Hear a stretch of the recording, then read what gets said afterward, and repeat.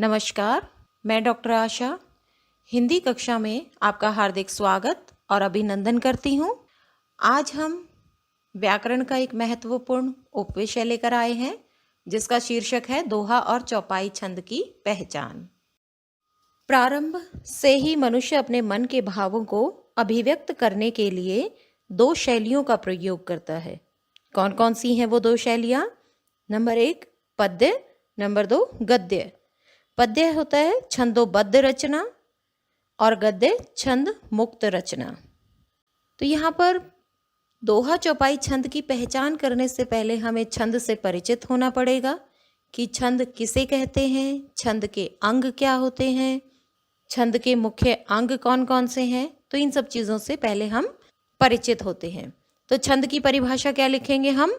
वर्णों व मात्राओं के नियमों में बंधी हुई ध्वनियाँ जो लय उत्पन्न कर सकती हैं, उसी नियमबद्ध रचना को छंद कहते हैं। अब आसान शब्दों में हम इस परिभाषा को क्या कहेंगे? आसान शब्दों में हम कह सकते हैं छंद उस रचना का नाम है जिसमें वर्णों या मात्राओं की संख्या निश्चित होती है तथा यति, गति, क्रम आदि का जिसमें विशेष ध्यान रखा जाता है। तो समझ में आया बच्चों? छंद किसे कहते हैं? वर्णों व मात्राओं के नियमों में बंधी हुई रचना जो लय उत्पन्न कर सकती है उसे छंद कहते हैं। छंद के भेद देखते हैं। छंद के दो भेद होते हैं। नंबर 1 मात्रिक छंद, नंबर 2 वारणिक छंद। मात्रिक छंद क्या होते हैं? जिन छंदों में मात्राओं की संख्या के आधार पर पद रखे जाते हैं वे मात्रिक छंद कहलाते हैं, और जहाँ पर जिन छंदों में वर्णों की संख्या के आधार पर पद रखे जाते हैं वे वारणिक छंद कहलाते हैं। समझ में आया बच्चों कि जहाँ पर हम मात्राओं की गिनती करते हैं वो मात्रिक छंद, और जहाँ पर हम वर्णों की गिनती करते हैं वो क्या हुआ? वारणिक छंद। छंद की परिभाषा के बाद हम उसके मुख्य अंग देखते हैं। परिभाषा में हमने क्या जाना कि एक ऐसी रचना जिसमें वर्णों और मात्राओं की संख्या निश्चित होती है, लेकिन इसके साथ साथ हम किन किन चीज़ों का ध्यान रखेंगे जिसमें यति, गति और क्रम आदि भी विशेष रूप से प्रयोग किए जाते हैं। अब छंद के मुख्य अंगों पर देखिए। पहला हम क्या करेंगे? पाद, जिसे चरण या पद भी कहा जाता है। नंबर 2 है वर्ण या मात्रा विचार। नंबर 3 है गण विचार। नंबर 4 यति विचार। यहाँ पर हमने इसके मुख्य अंग लिए हैं। इसके और भी अंगों को शामिल किया जा सकता है, लेकिन आपके स्तर के अनुसार मुख्य रूप से हम इन्हीं पर ही चर्चा करेंगे। देखिए एक बार दोहराते हैं। छंद के मुख्य अंग हैं पाद, जिसे चरण या पद कहा जाता है।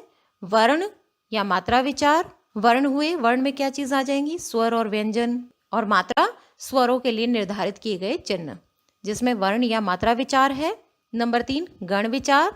नंबर 4 यति विचार। इन पर हम आगे विस्तार से चर्चा करेंगे। छंद का हमारा सबसे मुख्य अंग है चरण या पद। साधारण तौर पर हम यदि देखते हैं तो प्रत्येक पद्य के 4 भाग होते हैं और पद्य के प्रत्येक भाग को चरण या पाद कहते हैं। चरण 2 प्रकार के होते हैं। कौन कौन से? नंबर 1 समचरण, नंबर 2 विषम चरण। समचरण किसे कहेंगे? दूसरे और चौथे चरण को समचरण कहते हैं, पहले और तीसरे चरण को विषम चरण कहते हैं। जैसे इसको याद करने का क्या तरीका है आपको? सम और विषम कैसे याद करोगे आप? सम संख्याओं के बारे में जानकारी रखते हैं, विषम संख्याएं भी। सम संख्याएं कौन सी होती हैं? 2, 4, 6, 8, 10। विषम संख्याएं कौन सी होती हैं? 1, 3, 5, 7, 9।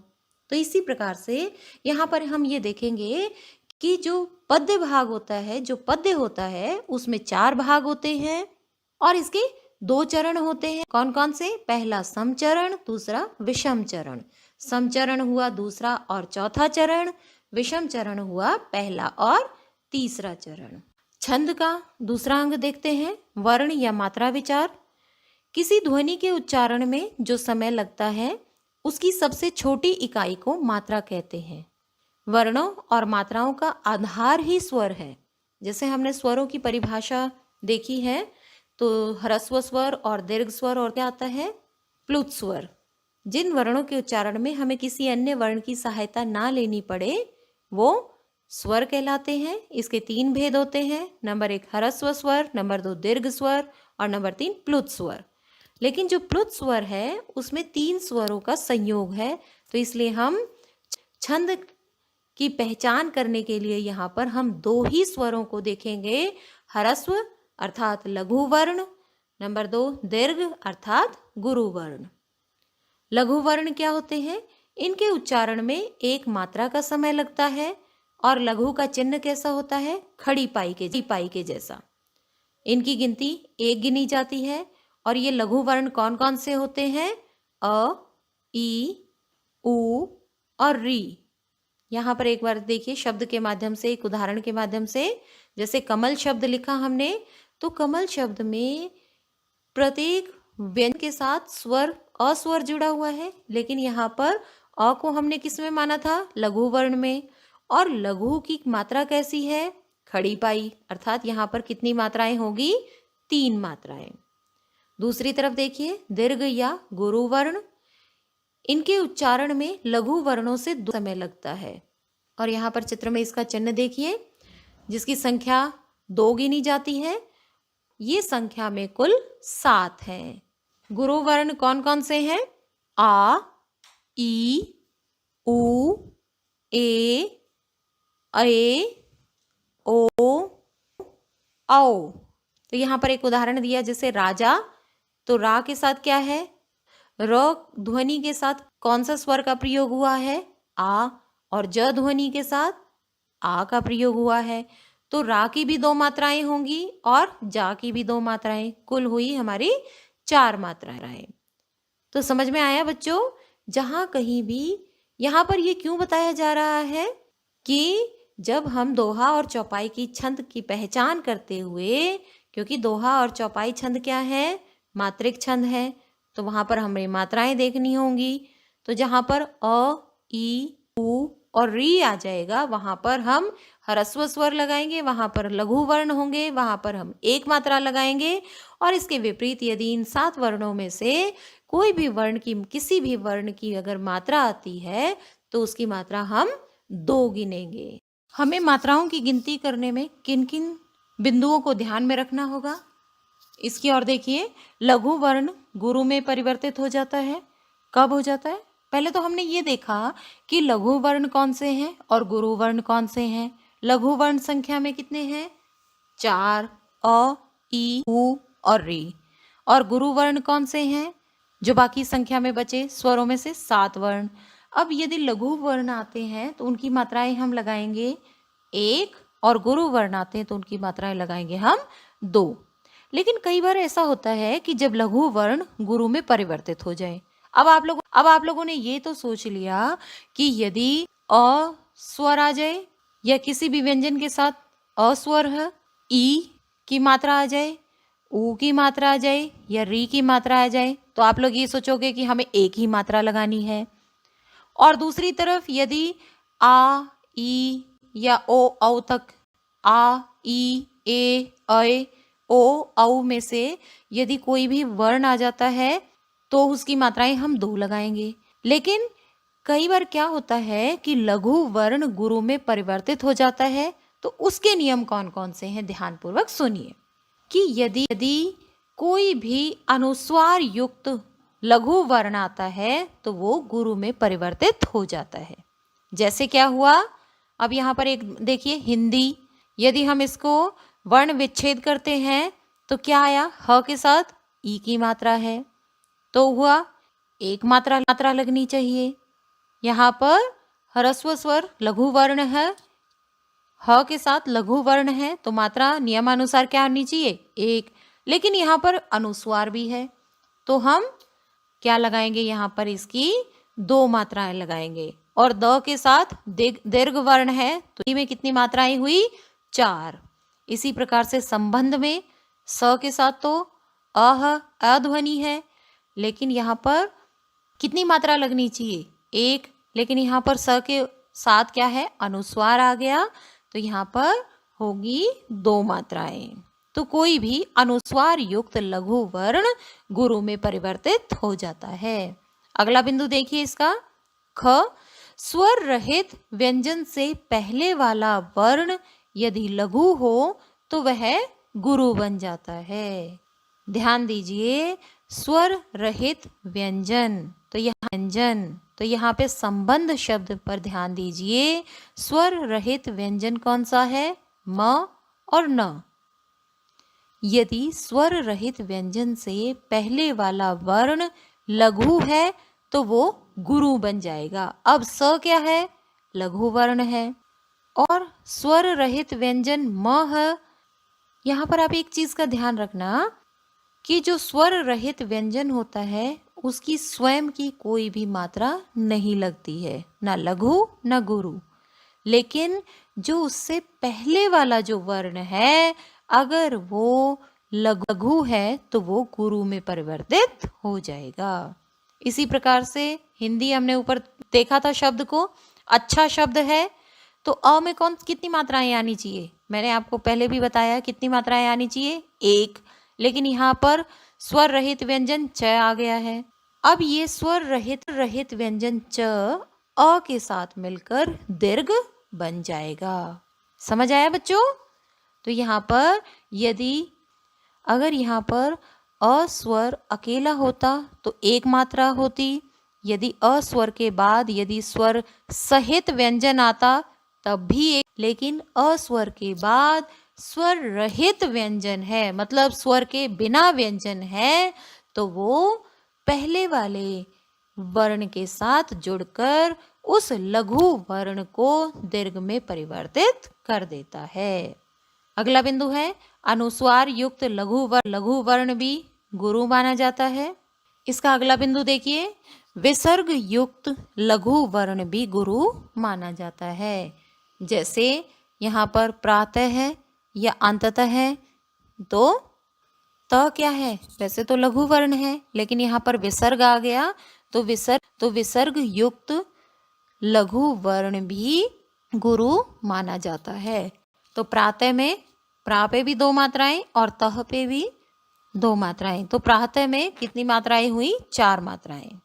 अब इसका घ बिंदु देखिए, संयुक्त वर्ण से पूर्व लघु वर्ण भी गुरु बन जाता है।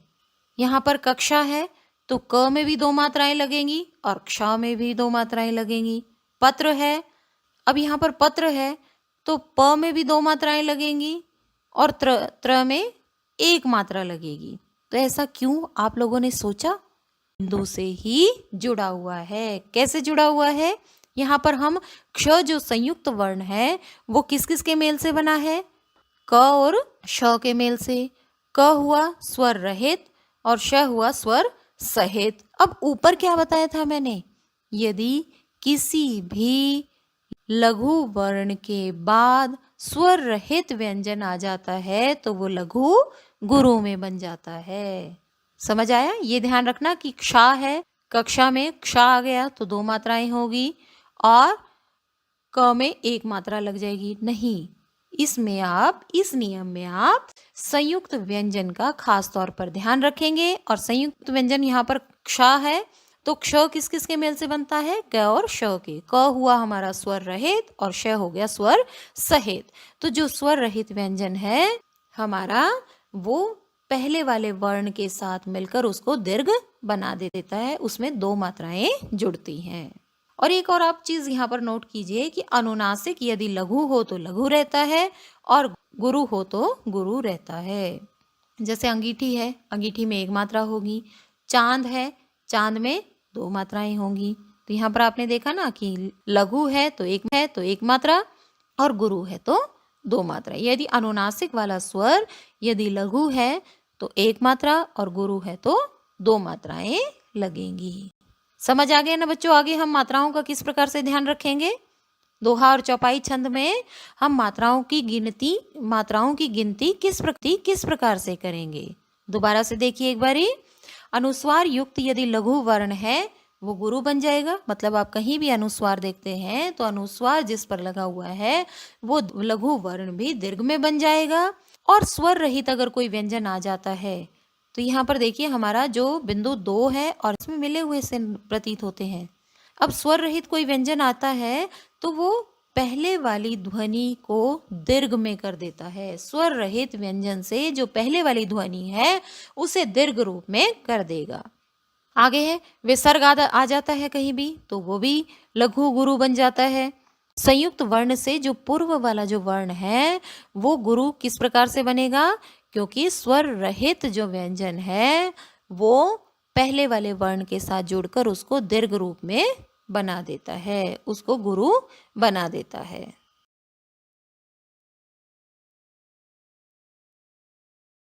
आगे है हमारा छंद का चौथा अंग यति विचार। पदों को पढ़ते समय उसमें लय बनाए रखने के लिए, उसमें तारतम्यता बनाए रखने के लिए हमें कहीं कहीं पर विराम देना पड़ता है, कहीं कहीं पर रुकना पड़ता है, और इसी रुकने को ही हम यति विराम या विश्राम कहते हैं।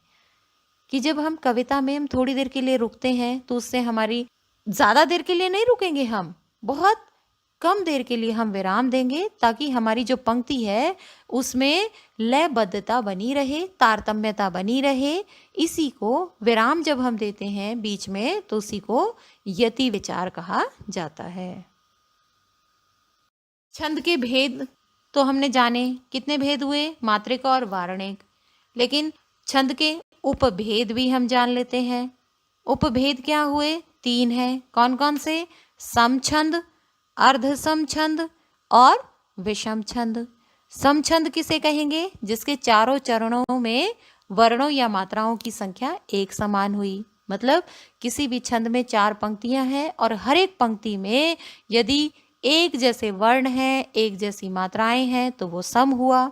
और अर्ध सम, अर्ध मतलब क्या होता है? आधा। सम मतलब समान, जिसके पहले और तीसरे चरण और दूसरे एवं चौथे चरण में वर्णों या मात्राओं की संख्या समान हो।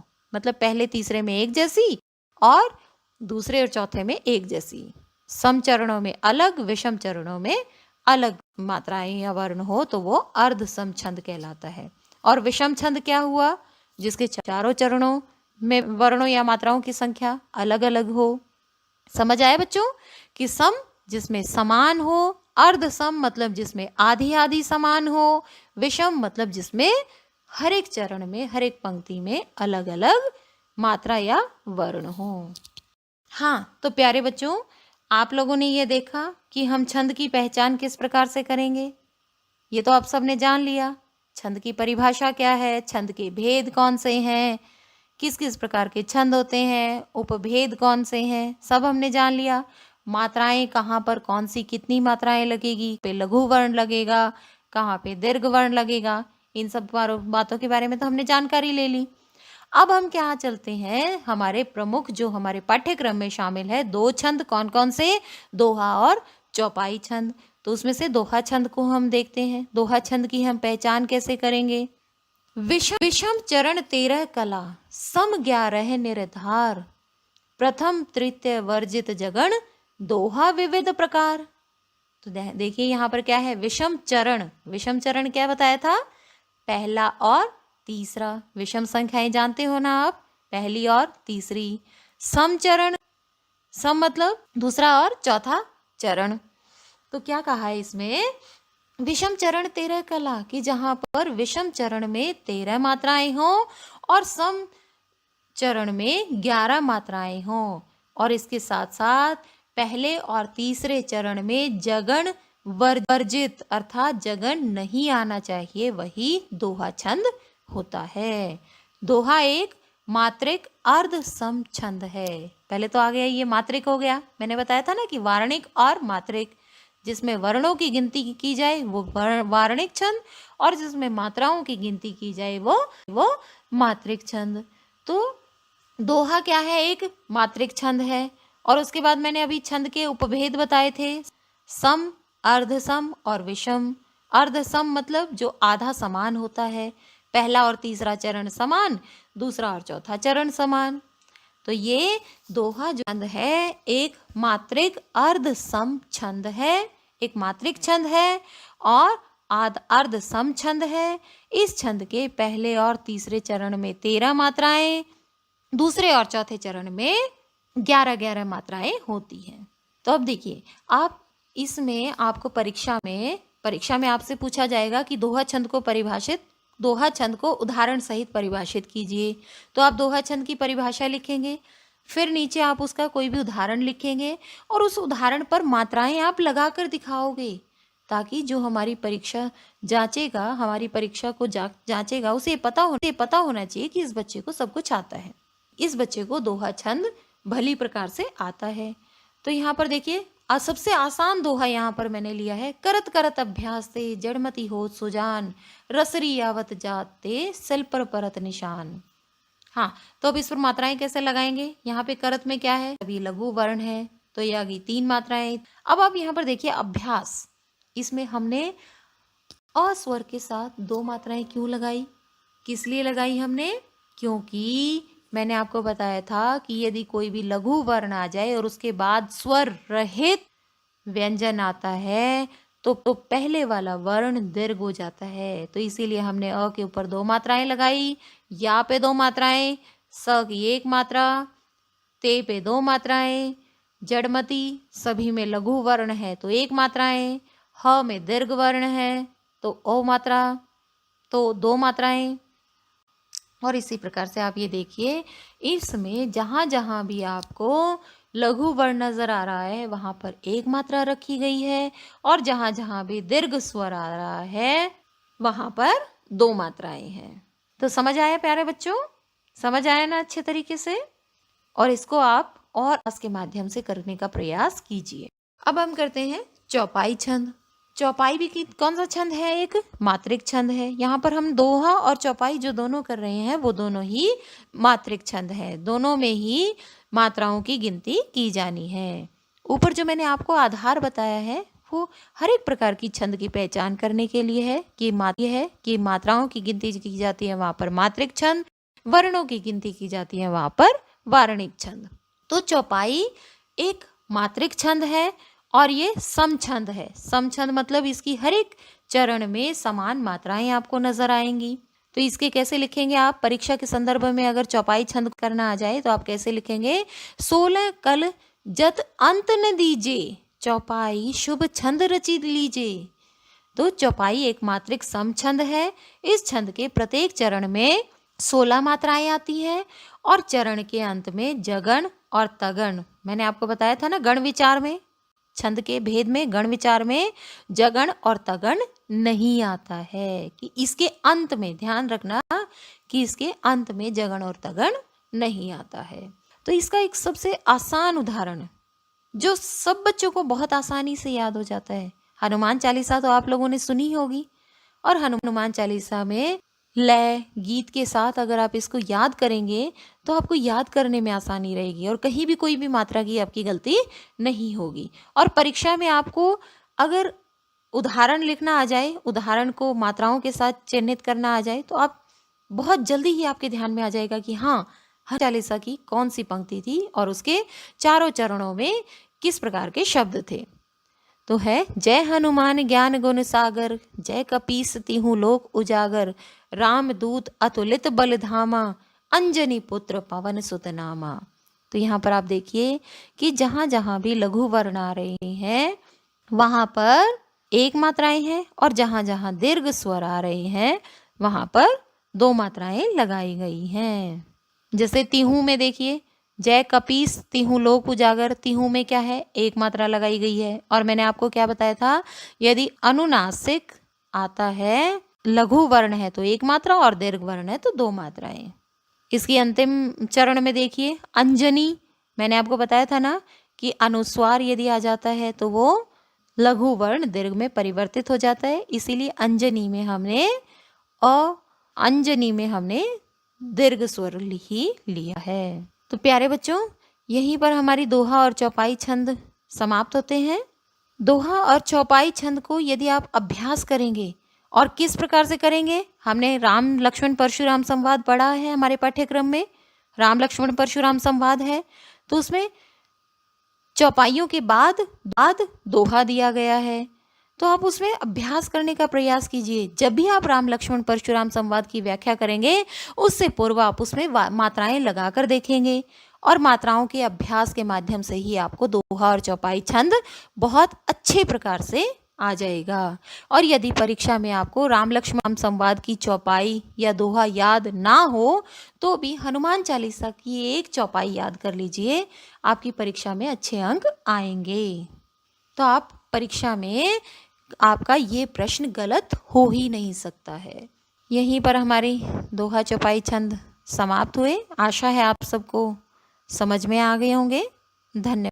देखते हैं कि परीक्षा के संदर्भ में हमसे किस प्रकार से प्रश्न पूछे जा सकते हैं और बोर्ड की परीक्षाओं में कैसे कैसे प्रश्न पूछे गए थे। आपसे प्रश्न पूछा जा सकता है कि छंद को परिभाषित कीजिए। तो इसमें आप छंद की परिभाषा लिखेंगे। क्या लिखेंगे आप परिभाषा इसकी? वर्णों या मात्राओं के नियमों में बंधी हुई ध्वनियां जो लय उत्पन्न कर सकती हैं, उसी नियमबद्ध रचना को ही छंद कहते हैं। अब दोहा छंद, जैसे मैंने आपको ये दोहा छंद शुरू करवाया था, उससे पहले मैंने बताया था आपको कि परीक्षा के संदर्भ में इस प्रकार से आ सकता है। दोहा छंद को सोधारण परिभाषित कीजिए। तो आप पहले दोहा छंद की परिभाषा लिखेंगे, फिर उसको उदाहरण लिखेंगे। और उदाहरण भी प्यारे बच्चों वही याद करना जो आपको अच्छे से याद हो सके। अलग अलग उदाहरणों के में आपको उलझकर नहीं रहना है। कोई भी एक उदाहरण आप अच्छे प्रकार से याद कर लीजिए ताकि उसे परीक्षा में आप लिख सके। और ये इससे आसान उदाहरण तो मुझे कोई नहीं लगता है। करत करत अभ्यास ते जड़मति होत सुजान, रसरी आवत जात के सिल पर परत निशान। मतलब अभ्यास करने से तो जड़मति होत सुजान, मतलब पत्थर भी जीवित हो जाता है। कि अभ्यास करने से तो पत्थर भी जीवित हो जाता है। जैसे कुएं में से पानी निकाला जाता है और उस पर जो रस्सी उस पत्थर पर बार बार रगड़ खाती है तो उस पत्थर पर भी निशान पड़ जाते हैं। तो इसी प्रकार से मैंने बताया ना आपको कि दोहा और चौपाई छंद का आप जितना अभ्यास करेंगे उतना ही ज़्यादा आप इसे और सीखते जाएंगे। आगे इसी प्रकार से चौपाई छंद को यदि परिभाषा सहित आ जाता है आपसे, तो आप चौपाई छंद की परिभाषा लिखेंगे और उसके बाद उसे उदाहरण सहित स्पष्ट करेंगे। मात्रिक छंद किसे कहते हैं? परिभाषा मैंने आपको बताई कि जिसमें मात्राओं की गिनती की जाती है उसे मात्रिक छंद। और यदि वार्णिक छंद पूछ लिया जाए आपसे परीक्षा में, तो वार्णिक छंद किसे कहते हैं? वर्णों की गिनती की जाए जहां पर वो वार्णिक कहलाता है। दोहा छंद में कितनी मात्राएं होती हैं? पहले और तीसरे चरण में 13 मात्राएं, दूसरे और चौथे चरण में 11 मात्राएं होती हैं।